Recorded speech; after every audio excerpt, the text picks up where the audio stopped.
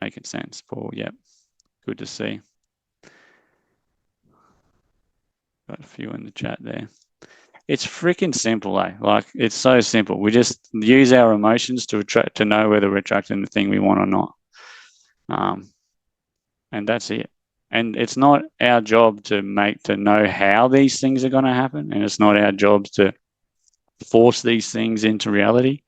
It's just take the next logical step and think about what we want, how we feel about it, why we want it, and then take that next logical step, take that action towards the thing.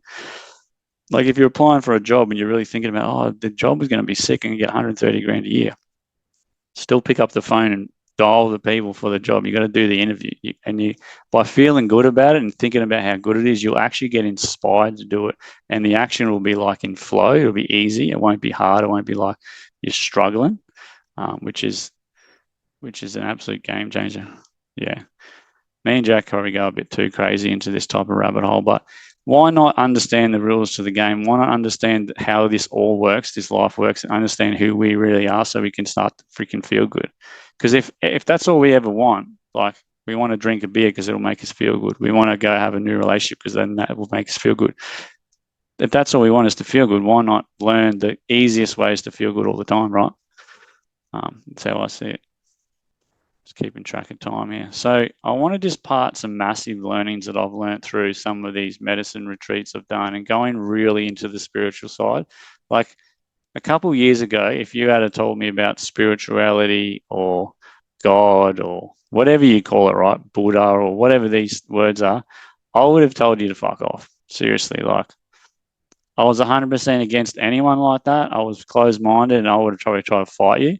And if anyone can relate to that, it's just when you're not conscious of things, when you're completely unconscious, you're just running off programs, right? So there's no judgment from anyone because I've 100% been there. But the things I've learned through doing these things, and now the more I open my mind and more I open my heart to things, and the more I push through these uncomfortable things, that some of the stuff I've uncovered is freaking ridiculous. So the biggest one I learned, I did one of these medicine retreats with some spiritual leaders in Australia, some of the best in Australia. And you kind of can get out of your head and you can get downloads from wherever they come from. Like they come through as thought blocks. And I learned that I was judging the shit out of everyone. Like everyone I looked at, I was judging. Everyone I looked at was like, oh, that dude's this, that dude's that. And inherently by doing that, I'm judging myself, which is what I learned. Because everything is a mirror. Everything is a reflection of what's internally to us. And by judging everyone, I was actually making myself sick. I was giving myself gut issues. And I was actually causing myself a lot of pain because obviously if you think back to the law of attraction too, if I'm constantly judging people, I'm getting more reasons to judge other people. I'm attracting more things like that and that emotion, which is, not real good. So the biggest thing I found was that what I took from that was don't judge, just love. That's my quote. That's my motto that I've taken from that. And I have in the back of my head. I've like branded it in the back of my head so I don't go through judging people. Because if you understand that everything's a reflection of you and you see a bad trait in someone, it's because you have that something about that inside you, and then you're seeing that through your lens, through your perspective, because someone else could look at the same person and see something completely different. So that was one of the biggest learnings I had was don't judge, just love. If you judge people and you you do, just have that in the back of your head because that's something that's freaking completely changed my life. Presence is the next one. If you haven't done any like major breath work, spiritual medicines like ayahuasca and stuff like that, and it's something you're curious about, just start researching and it'll come to you. Like it'll line up in some way. But if you're not ready for that type of thing, that can be a huge jump if you're at where I was 2 years ago. Don't worry about it. Just mushrooms is the same thing. Like the mushrooms in Australia is one of the best things because obviously mushrooms is natural to Australia. The other medicines are in South America and stuff like that. But don't jump straight to mushrooms if that's not something you're ready for. You might just need to read a book. Don't try to make massive leaps in one day. If you're like what I was 2 years ago and judging everyone or 3 years ago and thinking everyone's a dickhead, don't try to make massive leaps. Those already amongst it.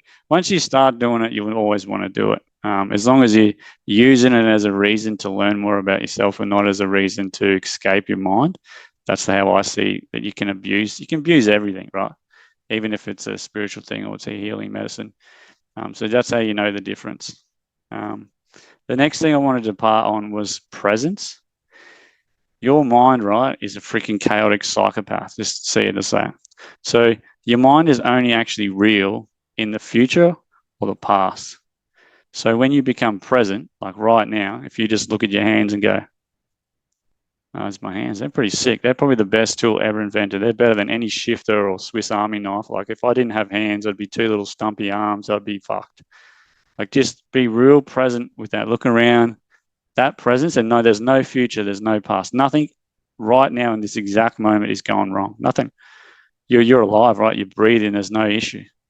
So when you're present, that future and past subside, and then you can get back to your real self, your inner self, and feel freaking good. You'll find once you start feeling real shit, or you're angry or upset or shameful or depressed, is because you're thinking about something in the past or the future that you don't want, which then is also a sign that you're attracting more of that shit. So just be mindful of that, because the law of attraction is freaking powerful, right? As we know. So when you get too crazy, just come back to being present. Like you'll find with your wives, there's most men on here. There's some women, they're probably fine with their men. If you be completely present with your wife and don't care what she says, you don't care what's happening around you, just be present and listen and really try to understand, they will connect with you like no tomorrow. They'll be like, what the fuck's happened to you? You're awesome. Presence is everything, and that's what everyone wants. Your kids want it, your partner wants it, your mates want it. Just be real present. Don't be in the future and the past, be there, and everything else will melt away and everything will just become freaking awesome, basically. So I really learnt presence in some of these ceremonies, which aren't my personal experience with some of these. Is fucking hard. Like it hurt sometimes. It was an effort. I was sweating. I was feeling sick. And I just learnt if I can be present right now and not think about, can I get another hour down the road? Or if I had done this wouldn't have happened. If I can just be present, it doesn't really matter what's going on. Whether it's good, bad, ugly, painful, pleasurable, it doesn't matter. So it's a good skill to use, is that the skill of presence. A really good book. Had a thought of it for the same reason, man. Yeah. Microdose. Yeah. I've noticed some people that can help you out with that type of thing if that's what you want to do. I would do a lot of research about it. I'm not educated in enough to ever tell anyone about it. But I can put people into professionals in Australia that actually are some of the leading people in Australia. But I personally don't tell anyone to do anything like that, because it's up to your own self and your inner self. Your intuition will tell you whether that's something for you. So, look into it. Go crazy if you need to. So presence. And then the other one that I really took a massive learning and download for this, I hope you take away from this, is being okay with pain. So when you're uncomfortable or when you feel like most of us just about all the time try to escape. We either use food, we use social media, we use sex, we use movies, we use whatever we do to not feel uncomfortable. But if you can just sit and be present with the pain and be uncomfortable, be okay with that, you'll find that uncomfortable feeling just dissipates. Like it actually doesn't exist. But if you chase it, what we resist actually persist, and it will chase you like a freaking dog that hasn't had a food for a while and it thinks you're a lamb chop, man. You're never going to get rid of it. So being okay with being uncomfortable, and that's why in the past, in the last webinar I did was about fasting, because that was the best way I found how to be okay with being uncomfortable and not using food as a way to, emotionally regulate myself. So that's a massive lesson. If you can be okay with pain, if you can be okay with being uncomfortable, you're going to be so freaking far ahead. Everything for you is going to work out so much easier, because you can just sit with your shit, as we say, with it, and just let it fall over you without getting carried away with it, and it will just dissipate. That gives you incredible amounts of power, and it gives you incredible amounts of emotional intelligence, which for one's going to be more attractive to your partner, and it's also going to be allow you to be in a headspace where you're actually attracting what you want. So that when you go and do the actions during the day, you do the job, you do the fitness, you do the morning routines, it's actually, getting what you want. So, I won't go too much into that, because otherwise I'll be talking for the rest of my life. But if you ever want to know anything more about the spiritual retreats or done, or the downloads, or the way they work, I'm happy to talk to you one-on-one, because there's some of the most coolest, strangest, most uncomfortable, awesome shit I've ever done in my life. And if you ever told me that was possible a couple of years ago, I would tell you that you're dreaming or you're watching movies too much or something. But it's freaking life changer. All right. So when it all goes pear-shaped, because let's be honest, you can have all the rules to the game. You can know your unconscious mind. You can know your problems. And at the end of the day, you're going to go through this shit. You're going to have times that are going to suck. And there's going to be times that life's going to punch you in the face, right?